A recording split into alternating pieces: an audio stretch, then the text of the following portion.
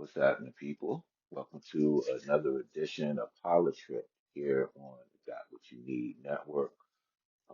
Make sure that you're subscribing uh, via Apple Podcasts and follow and support the show. And don't forget to support the other podcasts on this network, the Black Male Podcast, Life and Love, as well as Encourage and Inspire. Today we definitely going to talk about Cyrus and his senseless killing as a result of racist, overzealous um, store owner.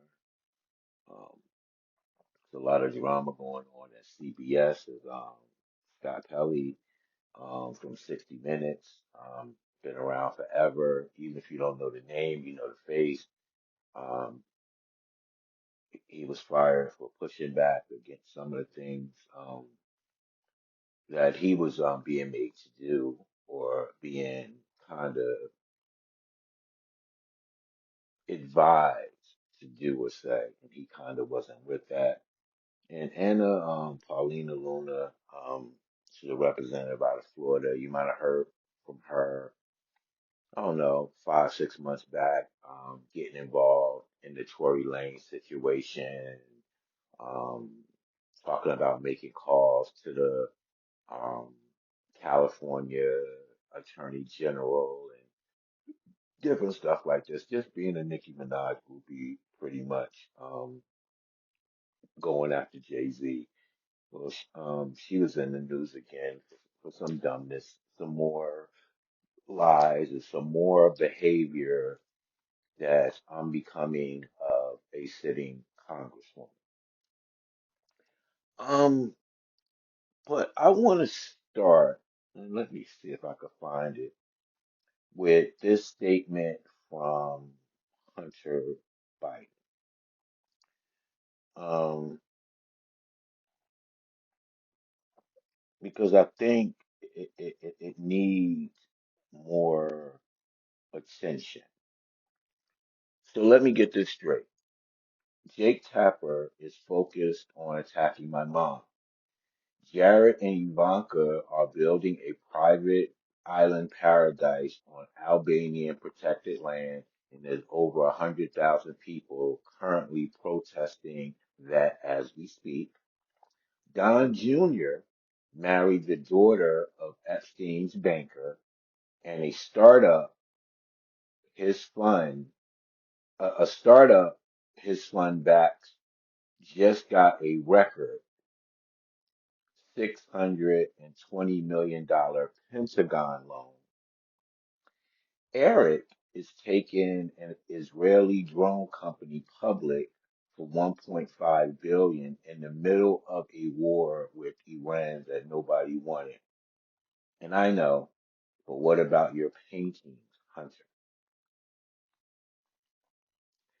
And I say this to say, where is the Hunter Biden corruption energy when it comes to the Trumps? Like, let's just start with that island, and the Albanian island. All right. Did you even hear Ivanka talk about how they were visiting the area and they swam over to this island and they hiked barefoot and did all of this stuff.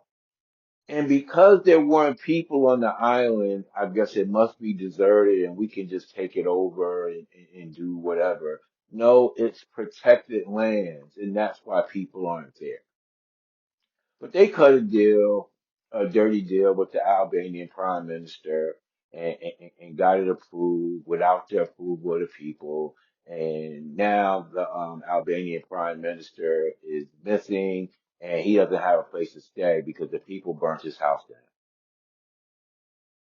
And now native people native to that land are now fighting with um, Jared Kushner's private security as their already on the land, doing illegal studies and starting illegal construction and stuff like that or whatever.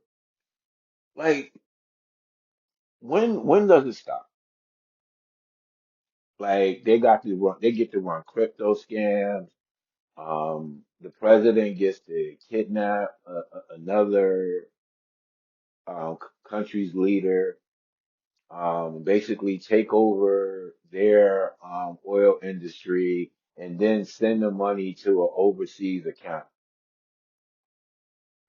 But once again, like all I heard for 6 months, a year was Hunter Biden's laptop, in which it wasn't really a laptop. They basically planted a laptop, lied about and said it was his, and started this whole hysteria.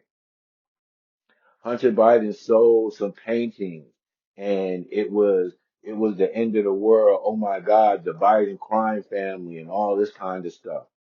And my thing would be, if gas wasn't $5, if beef and everything in the supermarket wasn't up or whatever, I don't know if I would be as concerned or whatever.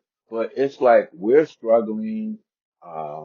Healthcare, even if you have it, the costs are ridiculous. Even if you have it, you have to keep checking it every month, because if you have prescriptions, the health companies are playing dirty games where one's approved, the other one's not, or oh, this is more expensive to make, so now it's $300 instead of 75 or whatever. I'm not even counting all of that. And then we got working class poor whites cheerleading for this stuff. Like, and the real thing is, what's on the other side of this for you? Like, do you think, like, after he's gone and everything, and his name starts to get taken off of things, and the nonsense that he's done starts to get repealed or whatever, that people that were around you and saw how ignorant you were behaving, and how you supported this, aren't going to point you out?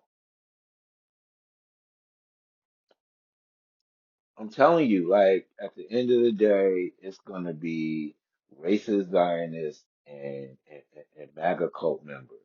And they are literally going, um, what's the word I'm looking for? They're going to be outed, like, and they're going to be put out of normal and regular society. That don't mean that they don't have the right to exist or whatever, but it won't be a peaceful existence. All right, let's move on, man.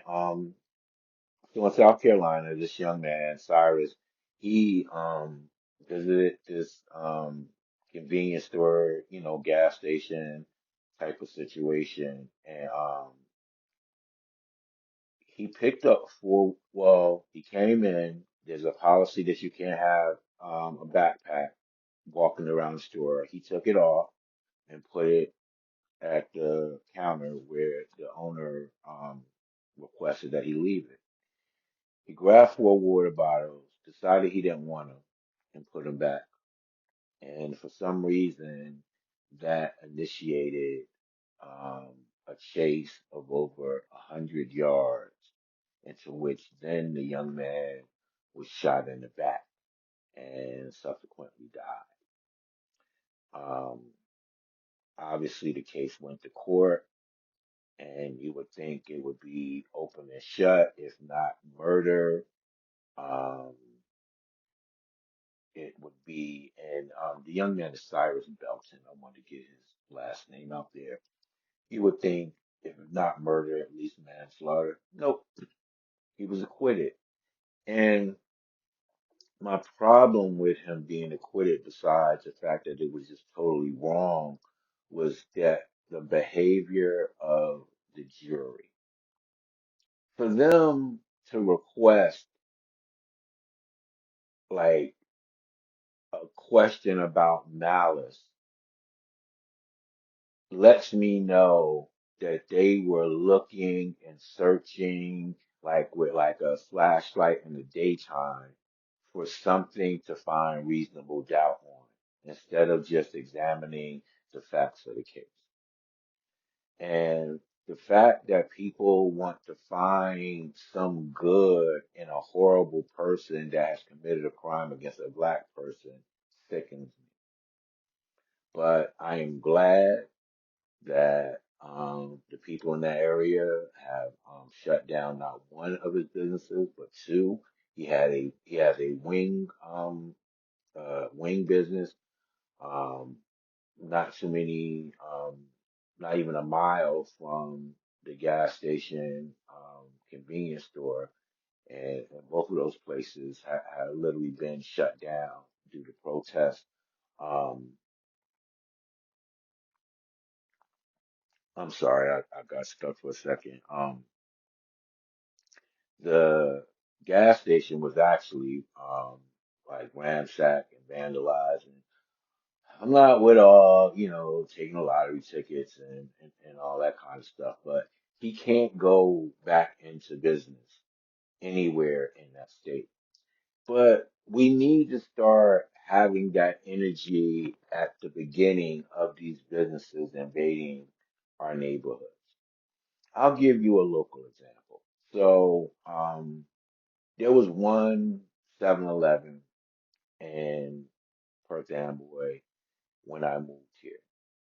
Now that one and the place that it was at is not even there. It's moved to another place, and now there's three. All right, all three are owned by someone from either India or Pakistan. They come here, they get interest free or a low interest loan. They get a store, but on top of that, they get to hire two of their children, and I believe they can pay them up to $12,000 a year tax free. So just think about that. Not only are you getting this leg up that people just have this problem with when it comes to black people, but they get this leg up, but then they get $24,000 of free money. The kid, if it's tax free, then you don't even have to file the taxes on it. You could literally be punching your child in and just collecting that money and paying them allowance while you got somebody at the store that you're paying a low hourly wage to. But these are the things that go on. But let there be a program at an employer to identify qualified black people, then it's an unfair leg up or something like that. And I don't want to put everybody in the same boat and say that they all look at black people that way or whatever. But how many times have we seen situations where people have businesses and neighborhoods um, where it's a bunch of people who live in that neighborhood that they don't like or respect, but just want their money? Now, there are some people that I'm talking about who have come into these neighborhoods, become a part of these neighborhoods.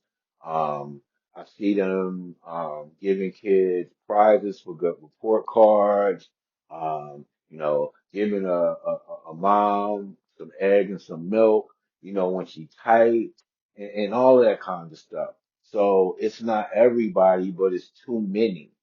And that spirit led to Cyrus Belton's murder.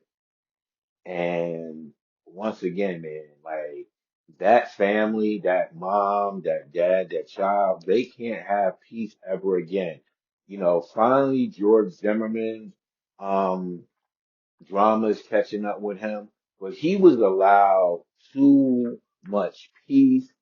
He was allowed like just being able to go back into normal life like too easily. And it took too long for his bad deeds to catch up with him. And this cannot be allowed with this family. They need to go into hiding and they need to lose everything. And anytime they try to pop up somewhere else trying to open up a business, they need to be outed and outed and whatever business they have destroyed. However that needs to be done.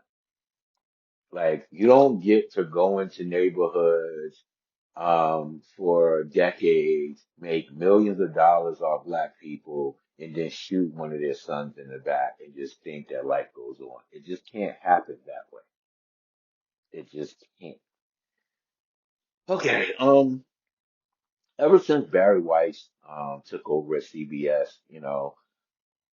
she's basically just been doing Trump's bidding, got rid of Stephen Colbert, even though he had the highest ratings out of all the late night um, TV hosts. Um, basically, killed a story about the the detention camp down in El Salvador and only decided to run it a week later after it had leaked on a Canadian station and it had already been spread, been spread so wide that they couldn't put the toothpaste back into the tube. So she was basically forced to release that story.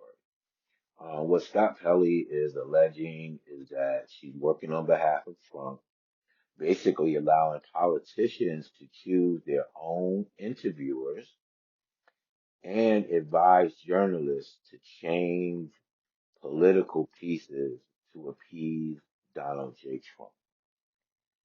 Um, he, before he was terminated, he basically told her to her face that she didn't come here um, to fix anything. She came here to destroy it from within.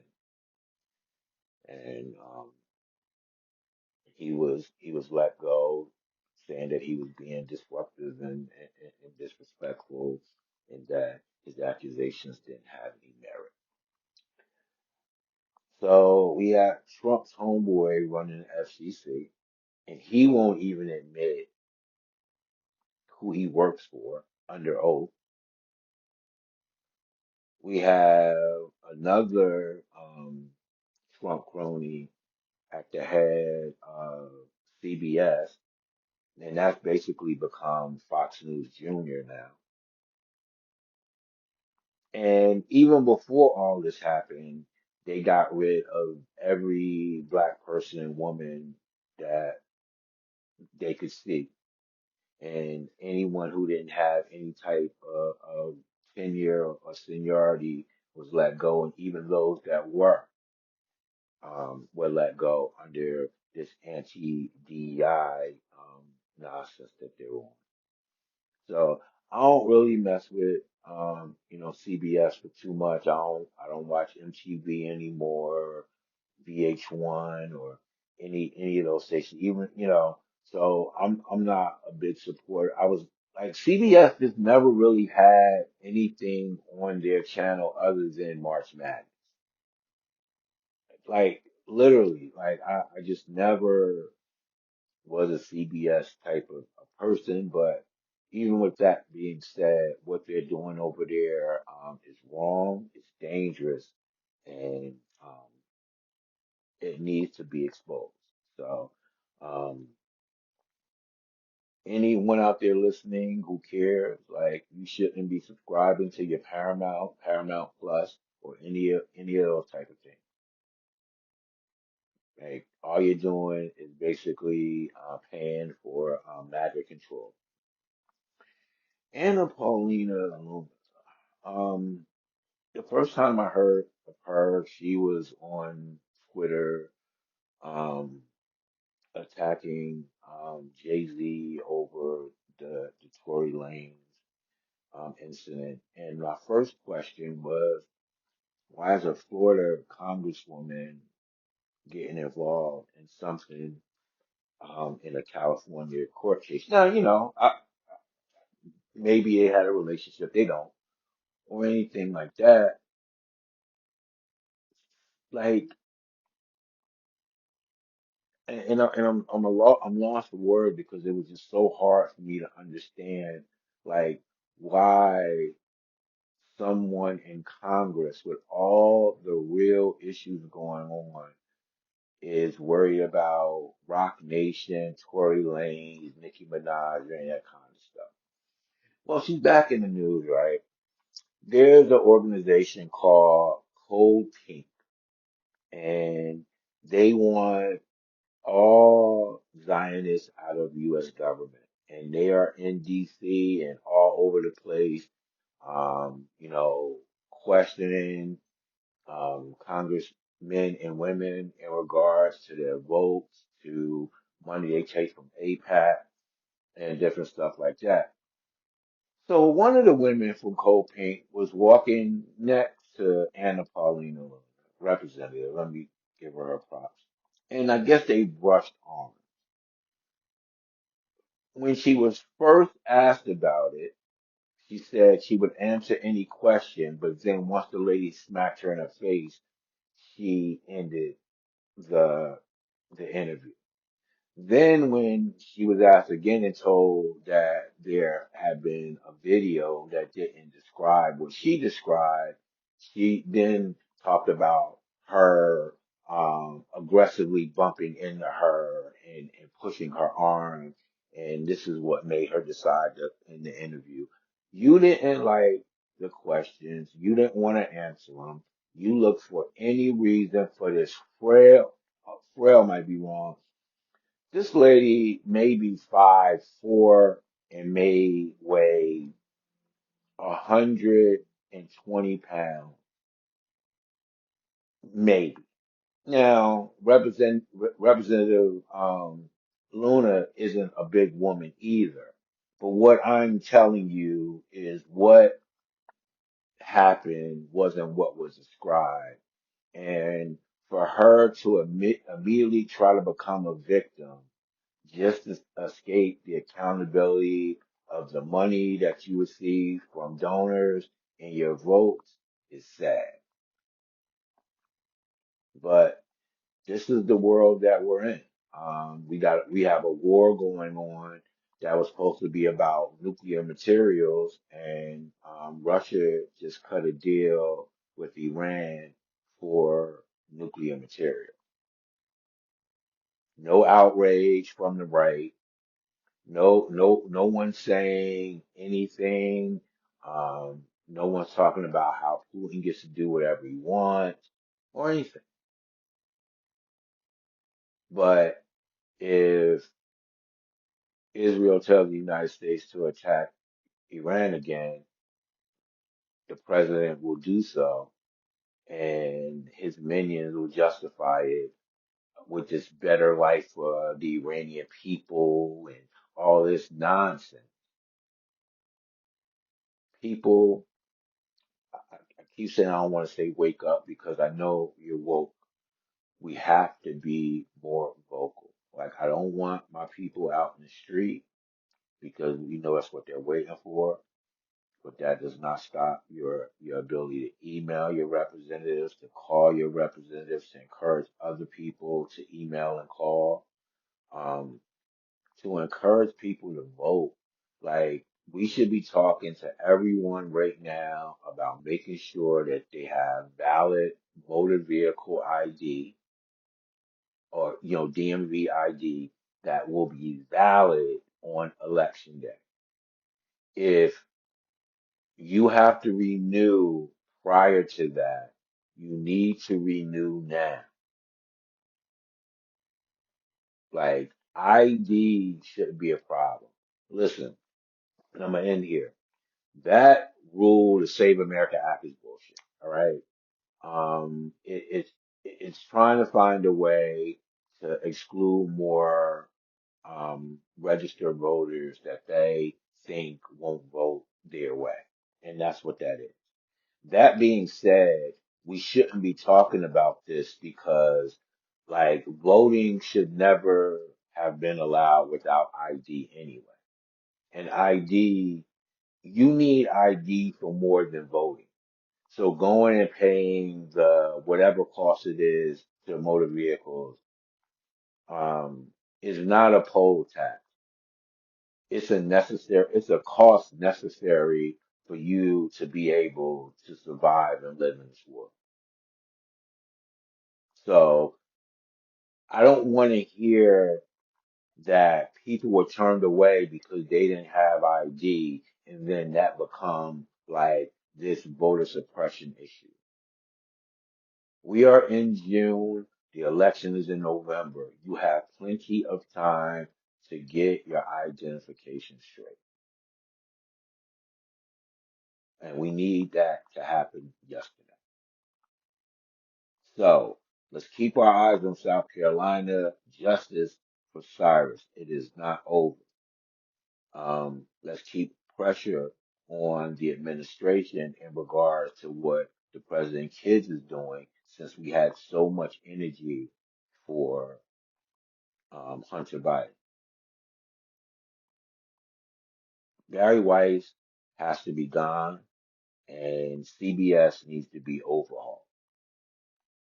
And we need to pressure our congressmen and congresswomen to concentrate on things that are um, important and relevant to the American people and to do her job by answering questions from journalists and activists who pay your salary. Don't forget, support all the great podcasts on this great network, the Black Male Podcast, Life and Love, and Encourage and Inspire. This is Politrick. I am Sky, and I'm out.